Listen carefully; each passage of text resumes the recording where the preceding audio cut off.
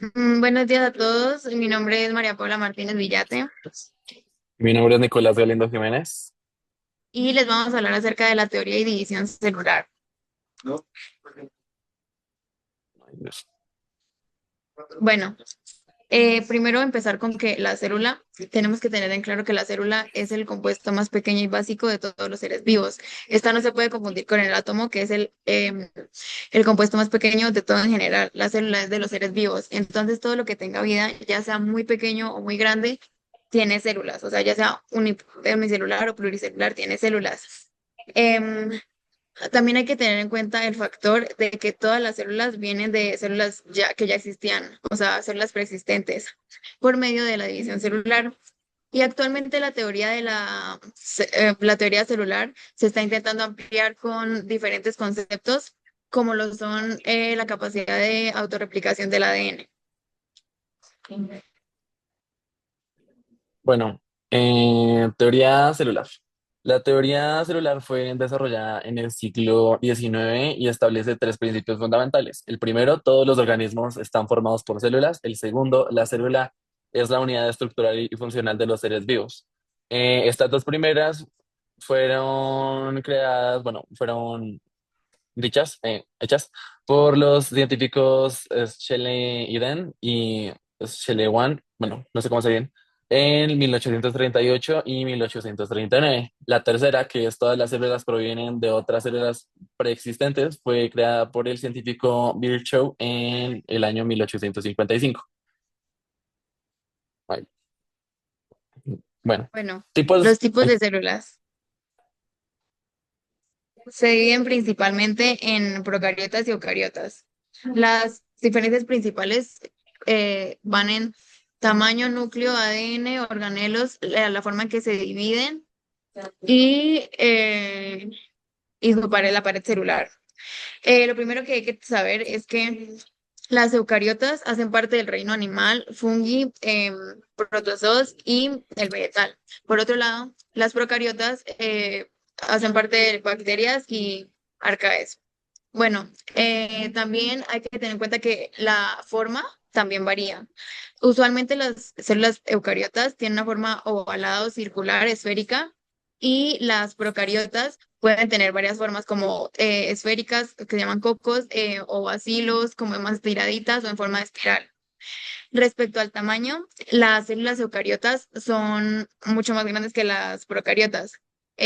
Su medida aproximada es de 10 micrómetros, mientras que las procariotas son de 0,2 a 2 micrómetros.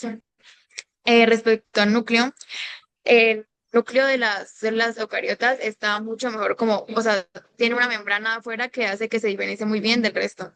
Y ahí se encuentra el material genético de la célula. Por otro lado, las procariotas no tienen el núcleo como definido, un núcleo verdadero, por lo que ellas tienen el material genético como distribuido en el citoplasma. El ADN, las células eucariotas cuentan con cromosomas organizados de forma lineal y no son abundantes, mientras que en las células procariotas se encuentran ubicados de forma circular. Respecto a los organelos, las células eucariotas cuentan con gran variedad de organelos, ya sean ribosomas, el aparato de Golgi, retículo endoplasmático, tienen mucha variedad. Y por otro lado, las procariotas cuentan con muy pocos y si cuentan con algunos son muy simples, usualmente el ribosomas. La división celular en en las células eucariotas se da por mitosis, mientras que en las células procariotas se da por fisión binaria. Y por último, la pared celular en las células eucariotas se da a veces, o sea, no todas tienen pared celular. Puede que algunas sí, pero el resto no. Y por otro lado, las procariotas sí tienen pared celular y esas ayudan a la estructura y a la protección. bueno, hablando ya más de los organelos que cada una tiene, ambas células tienen ribosomas, pero en las procariotas son más pequeñas. En las eucariotas los ribosomas son más grandes, lo que permite una mayor eficiencia en la síntesis de proteínas. Las procariotas no tienen mitocondrias. realizan la respiración celular en la membrana plasmática. Las eucariotas, por otro lado, poseen mitocondrias que generan energía en forma de ATP. Las procariotas carecen de cloroplastos, pero algunas bacterias fotosintéticas tienen membranas especialmente para capturar la luz. En las eucariotas, los cloroplastos están presentes en las células vegetales y son responsables de la fotosíntesis. Em, en las procariotas no existe, o bueno, no hay un retículo endoplasmático. En las eucariotas, el retículo endoplasmático se divide en liso, el cual sintetiza los lípidos, y en rugoso, el cual sintetiza las proteínas. Las procariotas no tienen aparato de Golgi y las eucariotas sí, el cual modifica, empaqueta y distribuye proteínas y lípidos.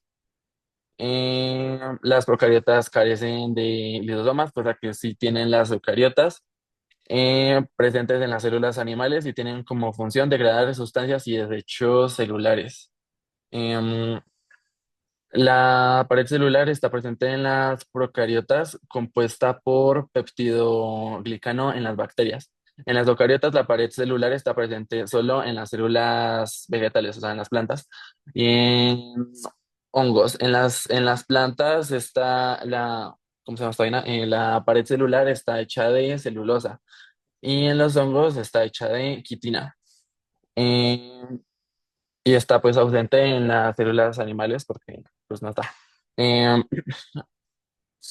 en las procariotas también hay vacuolas, pero son muy chiquitas y en algunos casos pues ni siquiera hay.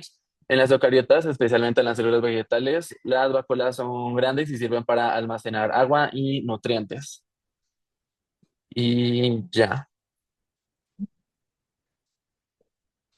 Pasando con la división celular, hay que partir desde su importancia y rol en la vida de los organismos, ya que las células no viven para siempre, necesitan dividirse para multiplicarse o renovarse.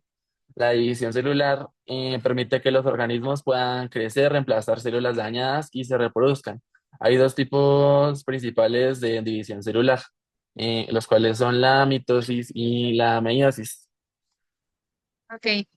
La mitosis principalmente se da en células somáticas y la meiosis en células germinales. La gran diferencia se da en que de la mitosis salen dos células, mientras que de la meiosis salen cuatro. Entonces, existen en la mitosis cuatro fases y en la meiosis, al producirse más células, se producen las mismas fases, pero como con otra parte. Entonces está la profase, anafase, metafase y telofase. Y entonces en la meiosis estaría profase uno y 2 y así con todas las fases. En la mitosis no se ve variabilidad genética debido a que al final las células que nacieron, por decirlo así, o que se crearon, tienen la misma cantidad de cromosomas, que son 46 al inicio y al final del proceso. O sea, tienen los mismos que sus progenitores. Y por otro lado, la meiosis se reduce esta cantidad de cromosomas a la mitad, es decir, quedan con 23 cromosomas, por lo que sí hay variabilidad genética. Esa es como la diferencia de esas dos. Mm, Siguiente. Bueno, los microorganismos no celulares son entidades biológicas que no están formadas por células, a diferencia de las bacterias, hongos y protozoos. Los principales tipos son los virus y los priones. Espera. Estos microorganismos no celulares no cumplen con todas las características de los seres vivos, ya que no pueden reproducirse ni obtener energía por sí mismos, pero influyen en los organismos celulares que pueden infectar. Bueno, ¿qué son los priones? Los priones, como lo mencionaba Nicolás, no son células, son agentes infecciosos y carecen los priones de ADN y ARN. Se componen principalmente de proteínas y estas tienen como una forma anormal, están como mal plegadas, por lo que ellas lo que hacen es juntarse con otras proteínas y pasarles esa forma, o sea, a proteínas normales las vuelven anormales. Son conocidas porque causan enfermedades neurodivergentes, se acumulan en el cerebro y causan estas enfermedades. Bueno, por otro lado, los virus. Tampoco son células, son entidades biológicas que están compuestas de ADN y ARN, y su estructura es muy simple. Algunas tienen una capa exterior lipídica y ellas necesitan sí o sí afectar a alguien, o sea, necesitan como afectar a una célula para poder vivir y poder propagarse. Lo que hacen es, se pueden incluso afectar entre ellas mismas. em, entonces, llegan y con el material que encuentran en la célula se reproducen. Em, tiene la capacidad, o sea, tiene la capacidad de adaptarse a distintas condiciones, a muchas condiciones, entonces, pues se pueden esparcir rápido si es que tienen lo que mencioné, como el huésped, por decirlo así. Y son muy variadas, hay de muchísimos tipos, formas, entonces es muy difícil clasificarlos. Algunos ejemplos son el VIH y el VIH, ese es el ejemplo del virus. Bueno, los microorganismos procariotas del dominio bacteriano son organismos unicelulares sin núcleo definido ni organelos membranosos. Estos son extremadamente diversos y se encuentran en casi todos los ambientes del planeta.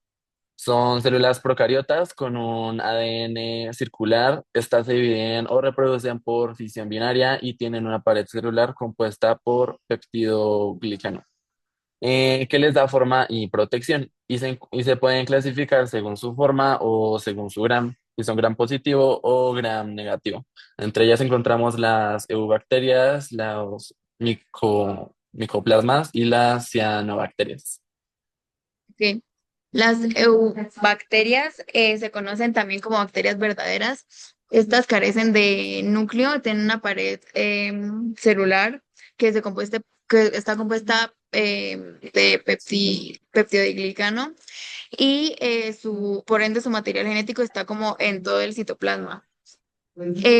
Algunas tienen una doble capa, como una capa lipídica que les ayuda a tener como que tiene un interior acuoso y ahí es donde se encuentra el material genético. Su tamaño es de aproximadamente de 1 a 10 micrómetros. Em, por otro lado, el microplasma son muy pequeñas, son unas bacterias de tamaño muy pequeño que no tienen pared celular rígida. Por ende, tienen la capacidad de ser muy diversas morfológicamente, o sea, su forma puede cambiar demasiado. Y al ser tan pequeñas pueden entrar como en ciertas áreas muy fácilmente y afectar distintos organismos.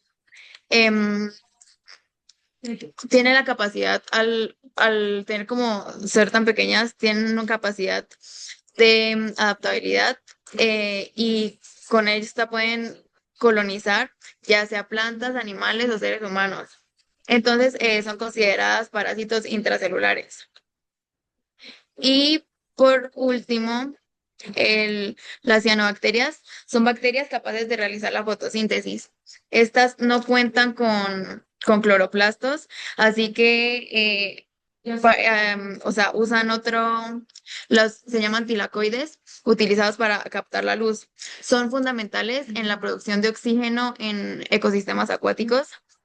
Y se dice que gracias a estas se pasó como en el mundo, literal, gracias a estas bacterias, se pudo como evolucionar pues la naturaleza. Su pigmentación es característica debido a que aunque no tienen cloroplastos, tienen clorofila. Entonces sabemos que la clorofila es verde. También cuentan con otros dos como factores que le dan tinte, que es la ficoviliproteínas, que están dos que le dan color azul y rojo. Entonces, al combinar estos colores, da una coloración verde-azul. También son conocidas, se me olvidó mencionar, que también son conocidas como algas verde-azules. Adicionalmente, su pared negativa es gram negativa, o sea, tiene mucha similitud con las bacterias gram negativas.